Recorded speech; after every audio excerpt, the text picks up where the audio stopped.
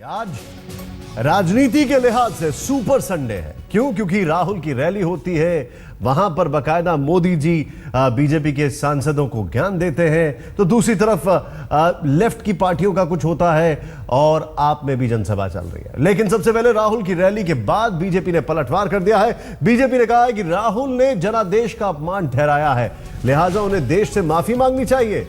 दरअसल राहुल ने किसान रैली में कहा था कि मोदी ने कारोबारियों से पैसे लेकर चुनाव लड़े और किसानों की जमीन लेकर कारोबारियों और उद्योगपतियों को दे देंगे। राहुल गांधी ने मोदी पर निशाना साधा था और सीधे सीधे बीजेपी की सरकार को इंडस्ट्रियलिस्ट और कारोबारियों से जोड़ दिया था। इस पर बकायदा पलटवार किया है बीजेपी ने, कहा है माफी मांगे।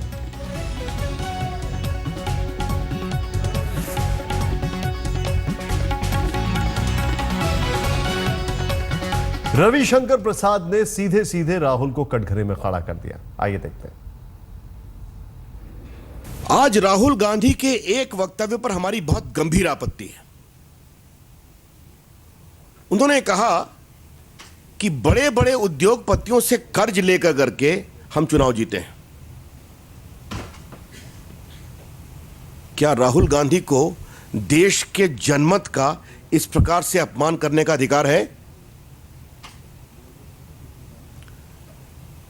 30 साल के बाद इस देश की जनता ने बीजेपी को पूर्ण बहुमत दिया। एनडीए के सहयोगियों के साथ हम 300 पहुंचे। जिस प्रकार से मनमोहन सिंह की सरकार ने सोनिया गांधी के दबाव और राहुल गांधी के प्रभाव में देश में कुशासन किया, उसमें आशा के रूप में नरेंद्र मोदी जी भाजपा देखी गई और हमारी विजय हुई। कभी उन्होंने ये नहीं कहा कि ये चुनाव गलत हुए हैं। और आज ये कहा जा रहा है कि कर्ज लेकर चुनाव जीता गया। राहुल गांधी को देश की जनता से माफी मांगना चाहिए। चुनाव में हारना जितना लगना होता है, आप देश हार गए। राहुल गांधी जी, आपने प्रचार किया महाराष्ट्र में, आप महाराष्ट्र हार गए। आपने प्रचार किया झारखंड में, आप झारखंड हार गए। आपने खूब प्रचार किया हरियाणा में, आप हरियाणा हार गए। आप जम्मू कश्मीर हार गए।